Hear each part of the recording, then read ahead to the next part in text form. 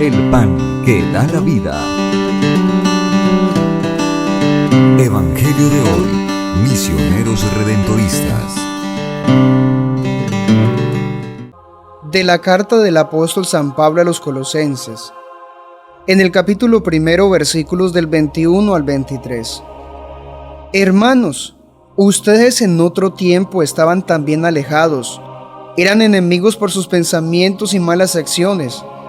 Ahora, en cambio, por la muerte que Cristo sufrió en su cuerpo de carne, Dios los ha reconciliado para ser admitidos a su presencia santos, sin mancha y sin reproche, a condición de que permanezcan cimentados y estables en la fe, e inamovibles en la esperanza del Evangelio que han escuchado, el mismo que se proclama en la creación entera bajo el cielo, del que yo, Pablo, he llegado a ser servidor. Palabra de Dios, te alabamos, Señor. Del Salmo 53. Dios es mi auxilio. Oh Dios, sálvame por tu nombre. Sal por mí con tu poder.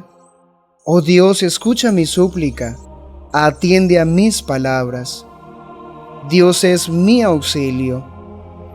Dios es mi auxilio, el Señor sostiene mi vida.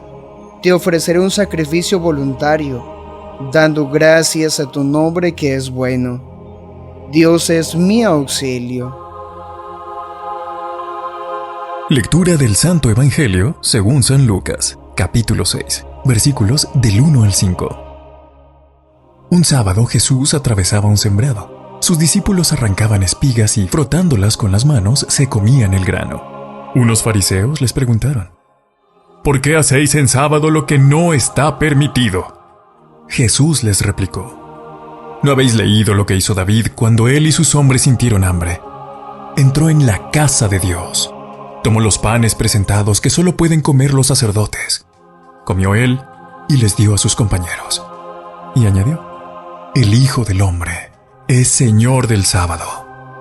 Palabra del Señor. Gloria a ti, Señor Jesús. Reflexión de las lecturas. Monseñor Luis José Rueda Aparicio. Señor, cuando florece un nuevo día en el jardín del tiempo, no dejes que la espina del pecado vierta en él su veneno. El trabajo del hombre rompe el surco en el campo moreno. En fruto de bondad y de justicia convierte sus deseos. Alivia sus dolores con la hartura de tu propio alimento, y que vuelvan al fuego de tu casa cansados y contentos. Amén.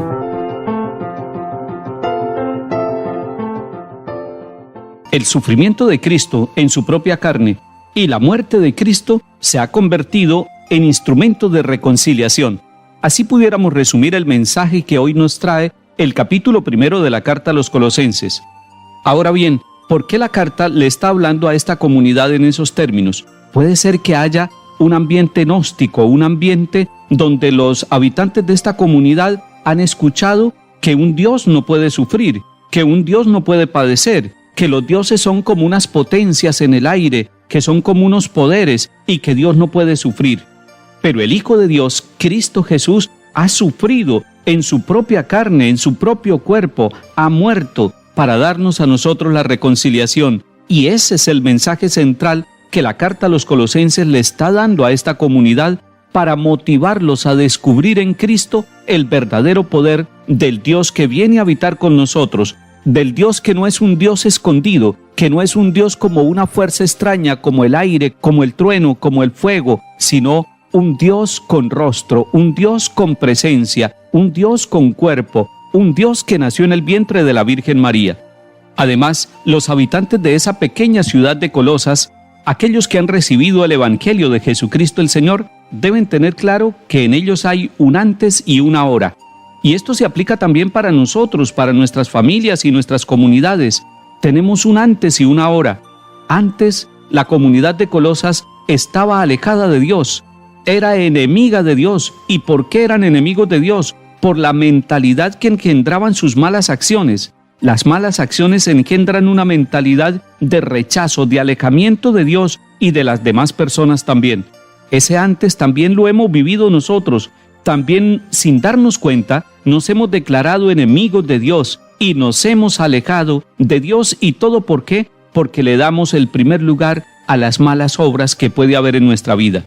Pero sería muy triste la historia de nosotros y de nuestros pueblos si nos quedáramos en el antes. Cristo, que nos ha reconciliado, nos da el ahora.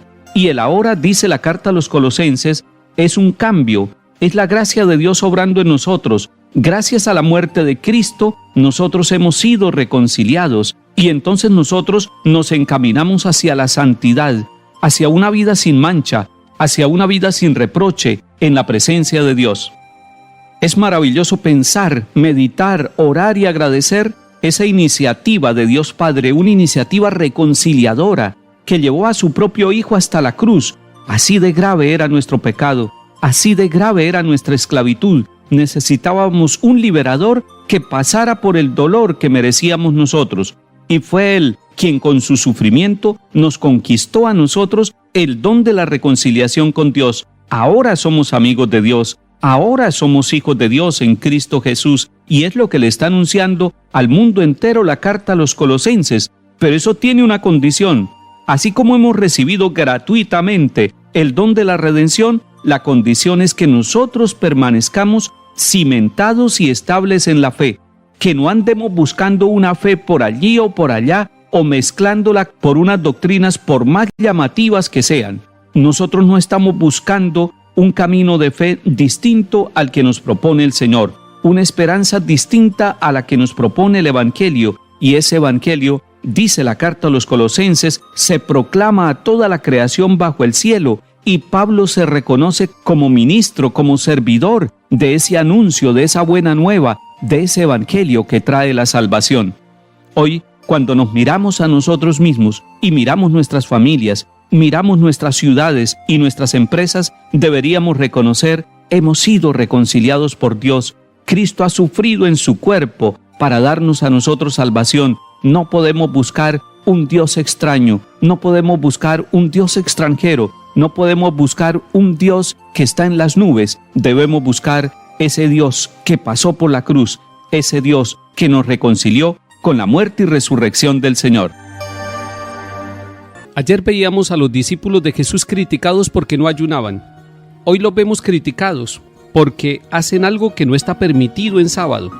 La ley de los judíos decía que el sábado era consagrado al Señor y no estaba permitido realizar ninguna tarea. Ellos están con Jesús, están pasando por un sembrado de trigo, tienen hambre, están frotando espigas de trigo en las manos y están comiendo. Cuando son criticados sus discípulos, Jesús sale y responde por ellos. Y les muestra a través de un pasaje bíblico tomado del primer libro de Samuel, capítulo 21, donde el rey David entra al templo y le pide al sacerdote de aquel lugar que le dé de comer. El sacerdote dice que no tiene sino panes consagrados. Esos panes los podía comer solamente Aarón y sus sacerdotes, es decir, los descendientes del grupo de Aarón. Ellos eran los únicos que podían comer estos panes donados el día sábado en la presencia del Señor. Pero David le ruega al sacerdote que le dé ese alimento para él y para sus hombres, para continuar en la batalla. Jesús le está diciendo que hay excepciones también de la norma, que la norma se cumple pero que puede haber algunas excepciones. Además, Jesús le está diciendo que el Hijo del Hombre, es decir, Él es Señor del sábado, y que por eso el sábado también es un día para la libertad de los hombres y mujeres que son hijos de Dios. Está recordando que sus discípulos son libres, y cuando nosotros asumimos la libertad como los discípulos de Jesús, cuando asumimos el ejercicio de la libertad, tenemos una gran responsabilidad. Tenemos que discernir qué es lo bueno y qué es lo malo, qué es la norma y cuáles excepciones puede tener. Es que la verdadera religión y sus normas nos llevan a la libertad. Y entonces nosotros podemos entender lo que dice el Señor Jesús: el Hijo del Hombre es Señor del sábado. Y nosotros, los que seguimos al Señor, queremos que Él sea Señor de nuestro tiempo, de todas nuestras horas, de todos los días de nuestra semana. Es cierto, el domingo lo dedicamos nosotros los católicos como día del Señor, día de la familia, día de la Eucaristía, día de la comunidad que se reúne para cantar las alabanzas del Señor. Pero todos los momentos debemos nosotros discernirlos asumirlos, vivirlos con responsabilidad, con alegría y con libertad, agradando a Dios en medio de nuestras dificultades, en medio de las pruebas que se nos presenten en la vida. Que el Señor afiance nuestra libertad, que el Señor afiance nuestra responsabilidad y nos ayude a descubrir cuál es su santa voluntad. En el nombre del Padre, y del Hijo, y del Espíritu Santo. Amén.